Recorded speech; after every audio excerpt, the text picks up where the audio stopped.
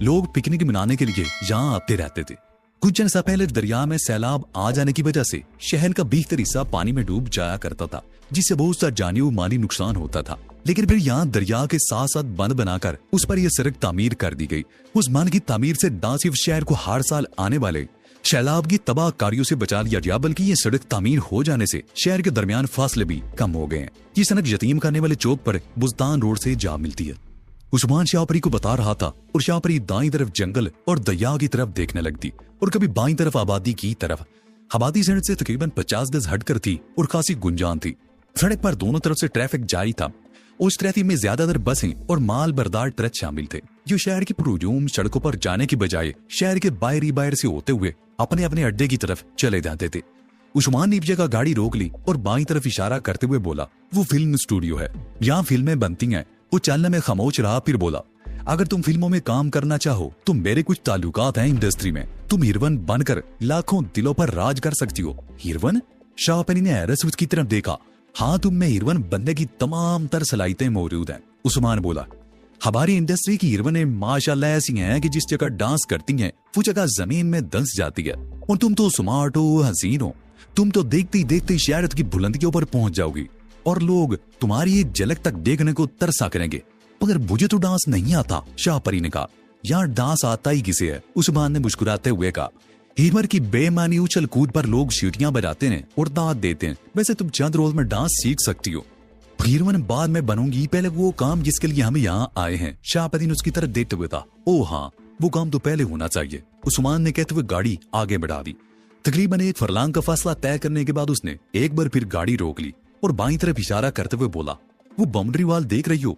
ये तकरीबन 3 एकड़ का रकबा है जिसे बाउंड्री वाल से महफूज कर लिया गया है। ये प्लाट हाजी की मलकियत है। कई साल पहले उसने ये जमीन कोड़ियों के मोल खरीदी थी और अब उसकी मलकियत करोड़ों रुपए है।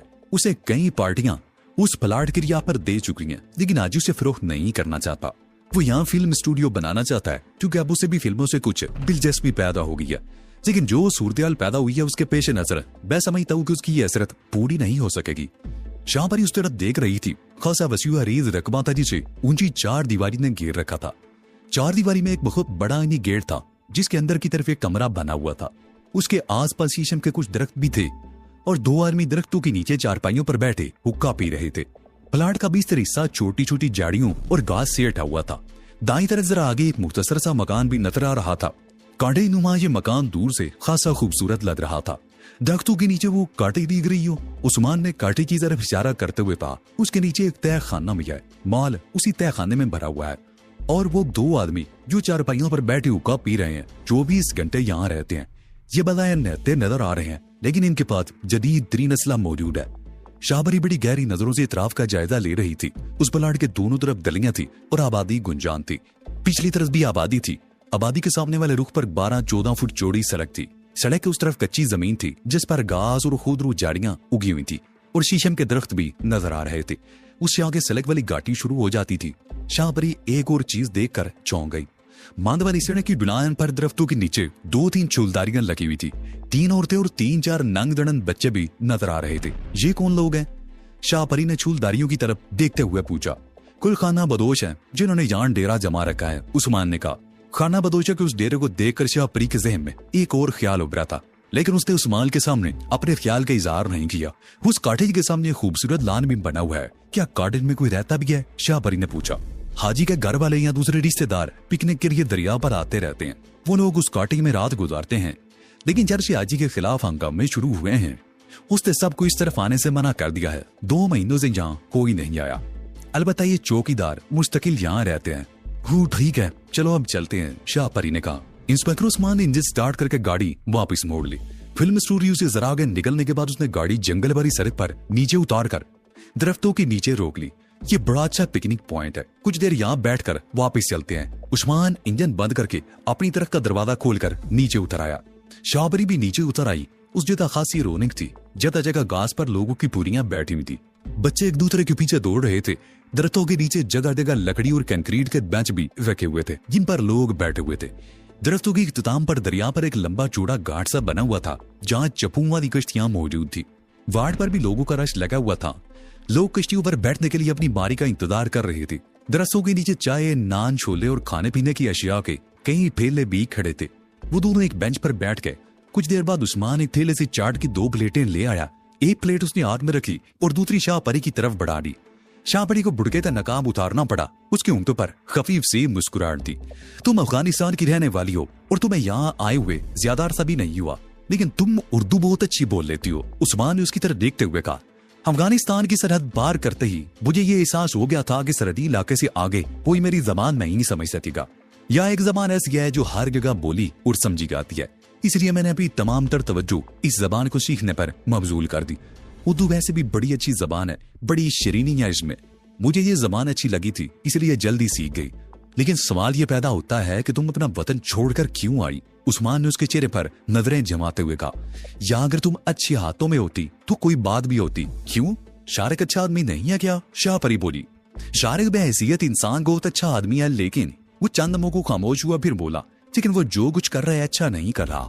एक तरफ बदमाशों और स्मगलरों के गिरोह से महाज आराई हो रही है और दूसरी तरफ पुलिस उसकी तलाश में है। तुम सब कुछ अपनी आंखों के सामने देख रही हो। उसकी जिंदगी में एक लम्हे का भी सुकून नहीं है और उसके साथ जो भी है वो भी उसी की तरह सवार है। तुम खुद ही बताओ, हाजी और पुलिस के खौफ से अब तक कितने ठिकाने बदल चुके हो तुम लोग? क्या तुम्हारा दिल नहीं चाहता कि किसी खौफ के बगैर आराम और सुकून की जिंदगी गुजारो?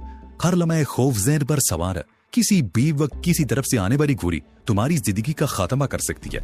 मुझे हैरत है कि तुम शारिक के गैंग में कैसे शामिल हो गई। बात दरअसल जी है, शाह परी में जवाब दिया। वो दिली दिल में मुस्कुरा रही थी। उस्मान उसे पटाने की कोशिश कर रहा था। सुबह उसने हाथ पकड़ा था। शाह परी ने शारिक या समीना से इसकी शिकायत नहीं की थी, जिसे गालबन उस्मान का उस्लाम पड़ा था और ये उसी का नतीजा था कि इस वक्त वो उसे शारिक के खिलाफ भड़का रहा था। पहले उसने फिल्मी हीरोइन बनाने की बात की थी और अब उसे शारिक के खिलाफ बहकाने की कोशिश कर रहा था और शाह परी उसे डील देना चाहती थी। बात दरअसल ये है कि वो बात जारी रखते हुए कहने लगी, हमारे सामने शारिक, समीना और नौलखा हमारे घर में आकर रहे थे। उसी दौरान मुजाहिदीन के गिरोह ने हमारे गांव पर हमला कर दिया था। हम वहां से जाने बचाकर भागे तो ये लोग भी हमारे साथ थे। कई दिनों तक हमारा साथ दिया। हम अपने ही वतन में बेसहारा, बेबस और मजबूर हो गए थे। शारिक वगैरह कदम कदम पर हमारा साथ देते रहे। हमने अपने एक रिश्तेदार के यहाँ पनाह ली थी, लेकिन उस सूबे पर काबिज फौज के दस्ते ने उस गांव पर भी हमला कर दिया। उस हमले में हमारा वो रिश्तेदार और मेरा बाप भी मारा गया था। मरते वक्त मेरे बाप ने शारिक और समीना से कहा था कि मेरा और मेरी माँ का ख्याल रखें।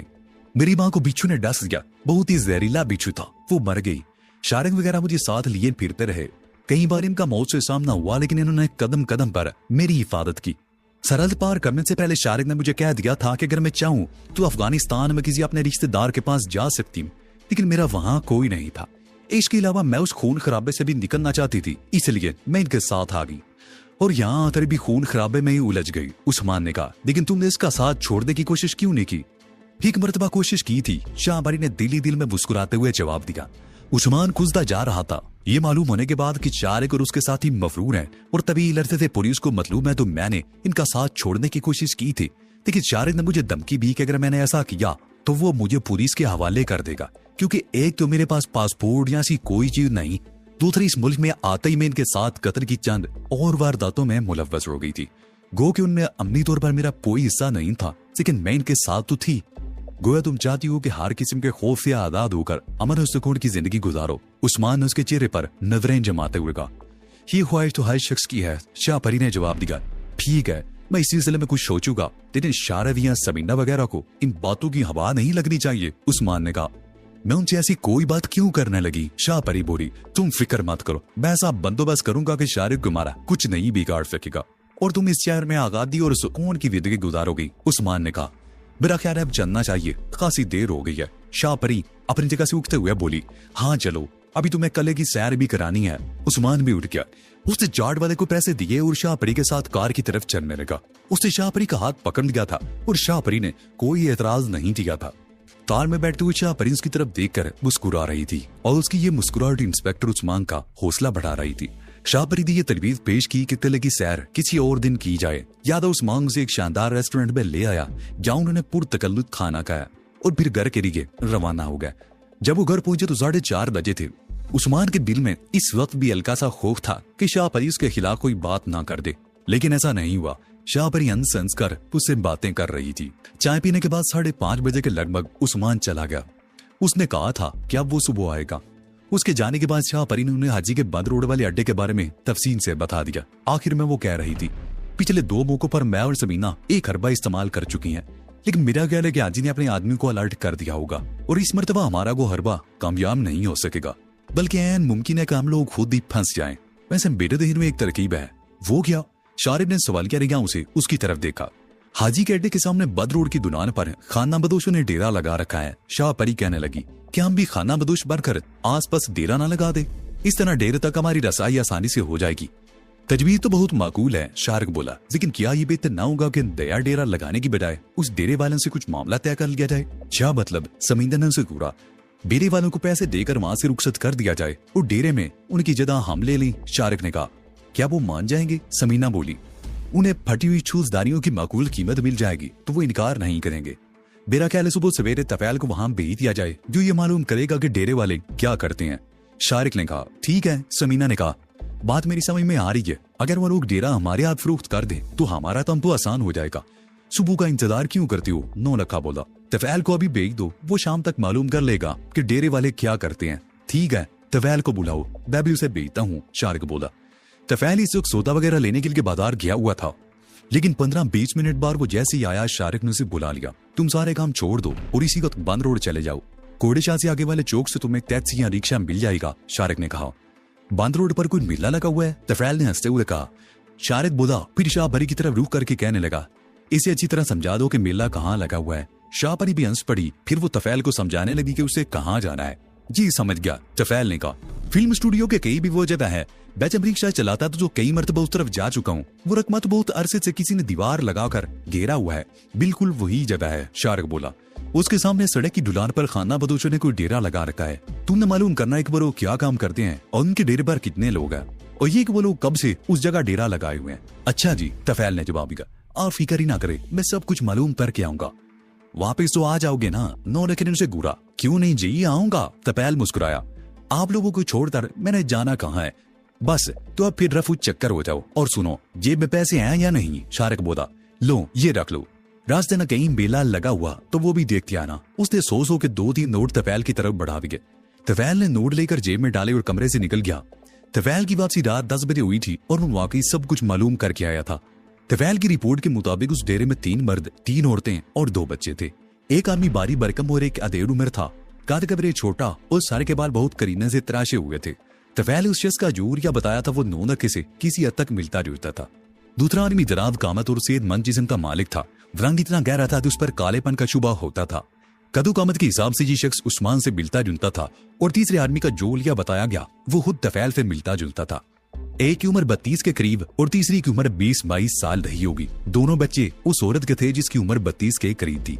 तफैल के कहने के मुताबिक बारीक बरकम रेड उम्र आदमी और उसका वो साथी जो तफैल की तरह दुबला पतला था, शहर में घूम फिर कर बंदर और रीछ का तमाशा दिखाते थे, जबकि दराज कामत आदमी सब्जी मंडी में मजदूरी करता था। उनके साथ वो औरतें कैसी हैं? मेरा मतलब है शक्लो सूरत और रंग रूप कैसा है? शारिक ने तफैल के खामोश होने पर पूछा। बूढ़ी औरत तो बूढ़ी ही है और दूसरी औरतें अलबत्ता खूबसूरत हैं, उनके रंग भी गोरे चिकटे हैं, तफैल ने कहा। और चंद लम्हों की खामोशी के बाद बोला, मैंने ये भी मालूम कर लिया कि वो बूढ़ा बंदर और रीछ का तमाशा दिखाकर दिन भर में 40-50 रुपए कमा लेता है और तकरीबन इतनी रकम उनका तीसरा साथी मजदूरी करके कमा लेता है। और जी, और क्या? शारिक ने उसे घूरा। और जी, तफैल एक बार फिर खामोश हो गया और अजीब सी नजरों से कमरे में मौजूद समीना और शाह परी की तरफ देखने लगा। फिर मदने झुकाकर मदम लहरे में बोला, और वो दोनों जवान औरतें कभी कभी दद्दा भी करती हैं। ओह! शारिक के मुंह से बेइख्तियार सांस निकल गया। फिर अपने साथियों की तरफ देखते हुए बोला, उन लोगों से सौदा हो सकता है। उनकी रोज की आमदनी 100 रुपए है, जिसके लिए उन्हें दिन भर सख्त मेहनत करनी पड़ती है। मेरा ख्याल है अगर हम उन्हें 10,000 रुपए की पेशकश करें तो वो अपनी चूलदारियां वहां छोड़कर जा सकते हैं। सामान वो अपने साथ ले जाना चाहें तो हमें कोई एतराज नहीं। तो गोया हम लोग खाना बदोशों की हैसियत से उन चूलदारियों में रहेंगे? समीना ने कहा। हाँ, शारिक ने सर हिलाया।